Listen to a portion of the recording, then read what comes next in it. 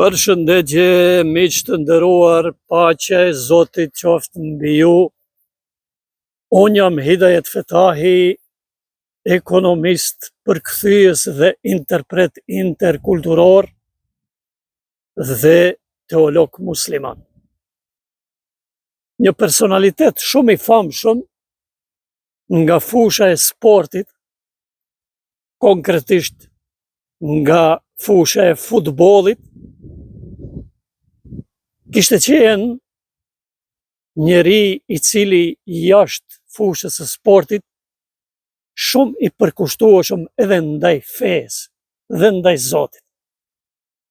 Për të qenë unë më i qartë se për çfarë figure bëhet fjalë, figura për të cilën duhet të flas, duhet ta lë anonim, por kur them i përkushtuar ndaj fesë dhe Zotit, ai nuk kishte fen islame, por e kishte fen të krishterë.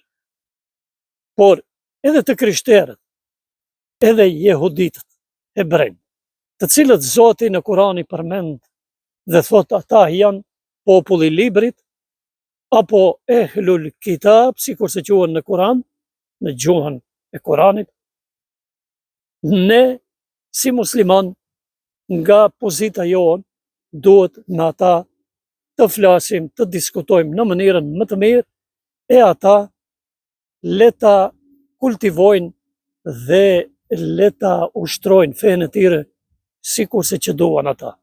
Për arsye se argumentet e Zotit janë të zbuluara dhe ata argumente çdo kush mund t'i merr, por pa imponim dhe pa dhunë. Unë këtu nuk e kam tani temën për të treguar sa ka pas ai të drejtë të jetë i krishterë, e sa do të kishte qenë i shpëtuar sikurse të kishte kaluar në islam. Kjo nuk është tema. Tema është se ky të them ashtu sportist i famshëm me bagazh botror, mund të thuhet lirisht në bazë të gjithë komentatorëve të sportit se ka qenë sportisti i shekut. Një ditë ki vendos, duke qenë entuziazmuar mbi disa fenomene të krishtera, disa dukuri, vendos që të pranoj një audiencë te Papa Gjon Pali i dytë. Kjo ka ndodhur diku në vitin 2000. Audiencën për të shkuar, për të vizituar Papën, nuk kishte qenë, si të thuash, një iniciativë direkte e tij, por ai disa herë kishte shprehur një dëshirë të tillë, por pastaj ishte bërë një ftesë dhe vendosi që ta vizitojë Papën në Rom.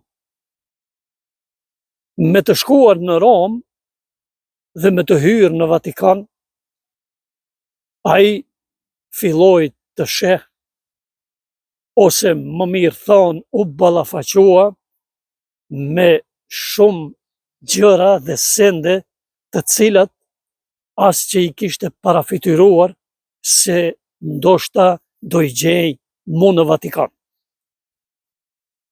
Si një njeri i cili kishte lindur në një lagje të një kryeqyteti të Amerikës Latine, në një lagje më të varfër. Dhe ju mund ta merrni me mend të nderuar kur je një pjesëtar i një shtrese jashtëzakonisht të vobegët, i një shtrese fukara të popullatës, por don Zoti që të bëhesh i famshëm, qoftë në këtë rast si sportist, qoftë si shkencëtar, qoftë si imam, si teolog, si mjek e ku ta di unë. Dhe ky u bë jashtëzakonisht i famshëm, sepse shumë e donte futbollin, por rrjedhte nga një familje e total fukara, i rritur i lindur i rritur në një lagje të vobegët, më e vobegëta lagje e kryeqytetit, dhe kur i pa këto sende në Vatikan, u shokua, nuk i beson të syt, sepse a i kishte dëgjuar se papa gjithnjë po fliste për fëmijët që janë fukara në botë. E sidomos në Amerikën Latine, se ka shumë fukara, gjithandej. Flasim për vitin 2000.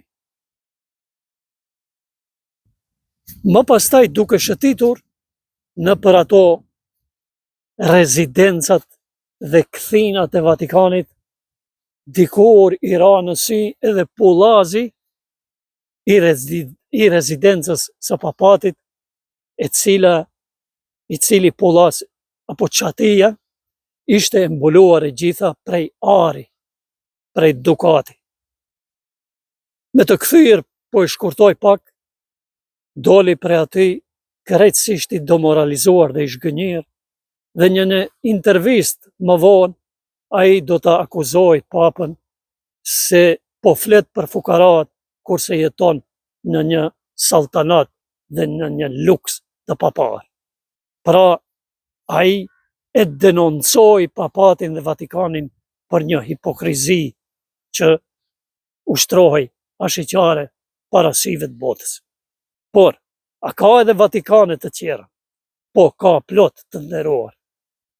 Ne kemi plot kupolla xhamiash, ne muslimanët, ne kemi minare që nalt bëhet ose mbështjellet ajo maja e minares me bakër. E bakri është pak më i lirë se ari, por është një metal gjithashtu i shtrenjtë, sepse është përçues i elektricitetit. Ta gjesh bakrin nuk është kollaj. Gjithashtu kupollat kanë edhe elemente prej ari, prej dukati. Mos t'i numëroj ku janë ata vende, nuk e kam temë atë, por dua të them se nëpërmjet këtyre saltanateve, nëpërmjet këtyre dukateve, mermereve, drurit të arit, drurit të qershisë, të pikave të trash, kondicionerave në xhamia, me fasada të shtrenjta, me ndërtime të shtrejta xhamisë me miliona e miliona euro, e dollar, e franga, ne absolutisht, po e them nga pozita e një teologu musliman, me aq dije unë sa kam, se ne nëpërmjet këtyre saltanateve, wallahi jo që nuk do t'i afrohemi Zotit një, por ka mundësi që të na largojë edhe sa më shumë. Kjo është një marrëzi totale, sepse neve na mungojnë biblioteka, neve na mungojnë libra, neve na mungojnë njerëz të cilët duhet t'i animojmë që ata të lexojnë, që ata të studiojnë, sepse jo më kot. Ajeti i parë që u shpall profetit të tij në Kur'an është Iqra bismi rabbikel ledhi khalaq. Pra Zoti i tha lexo, recito, studio, nuk i tha qohu Muhammed, ekimi salat, bane namazin, fale namazin. Jo, i tha Gjibrili, meleku, ja shpalli ati ajetin dhe ju drejtua duke i thonë lexo, studio, recito në emrin të Zotit tënd që të krijoi. Ne duhet të studiojmë, të lexojmë, por për të lexuar, për të studiuar, duhet të ndërtojmë biblioteka, të hapim biblioteka. Jo kur dalim pijamis, e para që e takojmë është kazinoja që na rri përballë në mes të qytetit. Kazinoja kjo, kazinoja ajo, emrat i dini. Kurse xhamia 150 metra më larg, thirrjet e zani, njerëzit nuk kanë vend ku të hyjnë ditën e xumë, aq shumë që të bohen. Por ç'a vlen kur dalen jashtë bastore, kazino, drog, prostitucion, hajdutllëk, thirrje shtëpiash, nga kush? Nga Muharremi, nga Ademi, nga Ismaili, nga Ibrahimi, nga Muhameti, emrat, musliman të bam synet, hinë dhe ja then vllaut të vet musliman, shtëpin, e sheh se është një burr plak, një nan plak, që jetojnë të pensionuar nga Zvicra, nga Gjermania, nuk i kanë antarë tjerë të familjes aty, jetojnë vetë, shkojnë edhe i lidhin për krevati, e vjedhin, e plaçkitin, e shkatrojnë shtëpin të tërë. Dhe çka janë? janë musliman bre, shqiptar, janë shqiptar, musliman, që edhe traditën shqiptare e kanë të shenjtë, që është me të vërtetë e shenjtë. Ka qenë e shenjtë, por nuk është më e shenjtë. Dhe e kanë fejen islame. Po feja islame është paqe bre? Feja islame është të arrohesh diken. Ti dalësh Zot, ta mbrojsh nevojtarin, ta mbrojsh të doptin, ta mbrojsh skamnorin, ta mbrojsh atë i cili ka nevojë për respekt, ka nevojë për një ndihmë, jo të shkojsh ta lidhish plakun bre, emrin e ke Muharrem, Ismail, Lulzim, Kushtrim, Blerim, ku e di si e kije qëndrim. Edhe qka, hoxhallarët u kënaqën, e bon dersin ai, i zoshën punët krejt, vakëf andej, vakëf e këndej, apartmane atje, apartmane këndej, ma shumë pare ka bashkësia islame, se sa biblioteka. Po kjo nuk është në rregull. Popullata duhet popullatës t'i jepet. Popullatës duhet t'i shitet edukat, jo t'i shitet kravat, jo t'i shitet luksus. Vdes njeriu është me emën, është i famshëm, prej të bashkësia islame, krejt i shkojnë në vorim. Vdes fukaraja, hoxha mendohet, a të shkojnë në vorim, a mos shkoj. Kush shkoje, njoni me qetrin konkurojnë. Haj shko ti, haj, se unë së shkoj. Se e di se s'ka pare. S'ka pare atje. Edhe nuk mund të bëjë reklam, propagandë, marketing. Kurse atje, kam mjaftu një fjallë të thotaj që ka vdek. Një fjallë, një fjallë ndoshta e ka thonë ndo njëherë njëtën e vete. Ore ka Zot, duhet Zotit t'ja kena frikën. Zoti është mbi gjitha. U shosh kjo punë. U xhollarët i përkullën. Ti ki njeri i cili, qka? Jeton 24 orë nën urdhërin e Zotit. Çdo gjë e bon në përshtatshmëri, i përkushtoheshëm, falni, në fe, në respekt, në sinqeritet. Ndihmon sa mundën. Dhe qka? Pari kërkush nuk e përmendën se është fukara. O më i famshëm, Pareli, Zengin, ku të di une, me emën. Kurse për jashtë, qka kemi? Hajdu të lëke, del njeri qa nana 70 vjeqare, qa baba 80 vjeqare, qa një i ri i cili i kalon krahët be, a i ka dal, huligani, hajduti, me 3-4 qirë me maska, e lidhin, edhe ja marën edhe paret, ja marën gjitha gjërat, ja marën stolin e gruës, stolin e vajzës, dhe ja thejnë shtëpin. Musliman, emnin musliman, i bam sinet, shqiptar me kom. A ne qka bojmë? Ne shkrujmë, ne bërtasëm, ne ulurojmë, shqiptar. Musliman jemi ne. Musliman edhe kur je. Musliman je në qoftë se i e nënshtruar të vetmit Zot një, me gjithë qenjen tënde. Kjo është kuptimi, definicioni i islamit. Në nështrim ndaj vullnetit të Zotit. Nuk është islami emnin Muharrem, Ismail, edhe usas puna. Ama dëvras, të prest, të dëvjeth, të rah, të maltretoj, të nënshmoj, të shaj, të jetë se dikush i rrugës. Unë të nëzirë jaltin, të dhëmë, shikam që i legojnë se të vras. As liq, as kush nuk përgjigjet, as siguri. Por qka? I mbushim në xhamia. Ne shkojmë, i lajmë paret të xhamia. Minaren janë ndërton, edhe pse 24 orë ma shumë shet alkohol se uj. Mish deri sa të dush.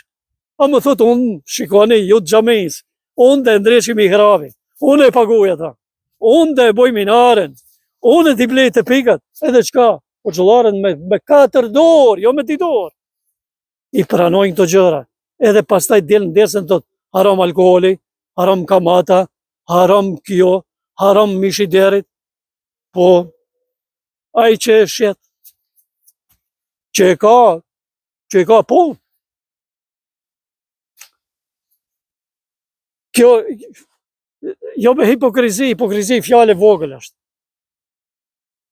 Allahu neve në thot në Kur'an, mos i flisni fjalët për punët që nuk i punoni. Sure Safa, ajeti i dytë. Hinë dhe lezo, o musliman, o shqiptar, hinë me lezo, o teolog, o mësus, o punëtor, o njeri, o qytetari i thjesht, s'ka lidhje kush je.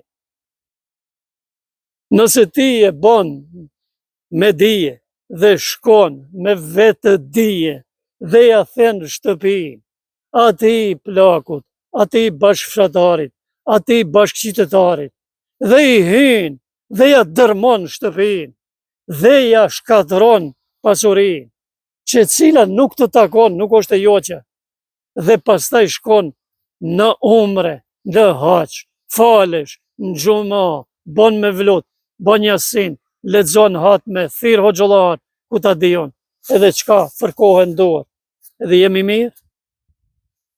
Vetëm pse tham, ne jemi musliman, ne jemi musliman kur i bindemi Islamit, kur i bindemi Allahut, kur i bindemi Kuranit, kur i bindemi karakterin të cilin e kishte pas pejgamberi Allahut alayhi salatu wassalam. Pa i pse dërgoi Zoti atë Muhammed Mustafa alayhi salatu wassalam mo për këto punë, sepse arabët e shekullit 7 atje në Mekë ishin çallëdis. Edhe Allahu e dërgoi një Muhammed, i cili atyre kur erdhi u tha, më ka dërguar Allahu që t'i përmisoj karakteret e njerëzve.